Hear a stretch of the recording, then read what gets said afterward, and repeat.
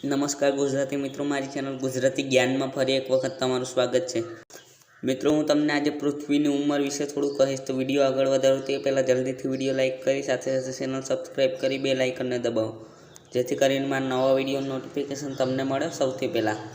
એક કલ્પ એટલે બ્રહ્માજીનો એક દિવસ, અને બ્રહ્માજીના એક દિવસમાં સત્યયુગ, ત્રેતાયુગ, દ્વાપરયુગ અને કલયુગ એ ચારેય યુગનું 1000 વાર આવર્તન થાય છે। સત્યયુગમાં સદાચાર અને જ્ઞાન તથા ધર્મનું રાજ્ય હોય છે। આ યુગ 17,28,000 વર્ષનો હોય છે। પછી આવે છે ત્રેતાયુગ। ત્રેતાયુગમાં પાપનો આરંભ થાય છે। આ યુગ 12,96,000 વર્ષનો હોય છે। દ્વાપર યુગમાં સદાચાર અને ધર્મમાંથી ત્રાસ થાય છે અને પાપ વધે છે।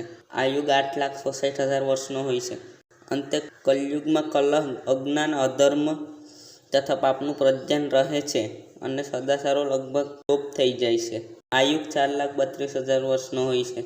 આ યુગમાં પાપ એટલી હદે વધી જાય છે કે આ યુગમાં અંતે ભગવાન સ્વયં કલ્કી રૂપે અવતરે છે, દુષ્ટોનું નાશ કરે છે અને ભક્તોનું રક્ષણ કરે છે, બીજા સત્યુગનો આરંભ કરે છે। આ ચારેય યુગ 1000 વાર આવર્તન થાય ત્યારે બ્રહ્માજીનો એક દિવસ થાય, એટલા જ વર્ષની તેમની રાત્રિ પણ થાય।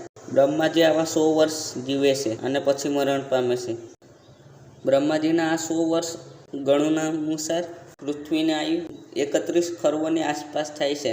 તો બસ મિત્રો, આજના વિડીયોમાં આટલું જ। તો મિત્રો, કેવો લાગ્યો વિડીયો? જો તમને પસંદ આવ્યો હોય તો તમારા મિત્રો સાથે જરૂર શેર કરો, અને હા, સાથે સાથે ચેનલ સબસ્ક્રાઈબ કરી લો, કારણ કે હું આવા રહસ્યમય વિડીયો આપણી સરળ ગુજરાતી ભાષામાં બનાવતો જ રહું છું। તમારો બહુમૂલ્ય સમય આપવા બદલ ખૂબ ખૂબ આભાર।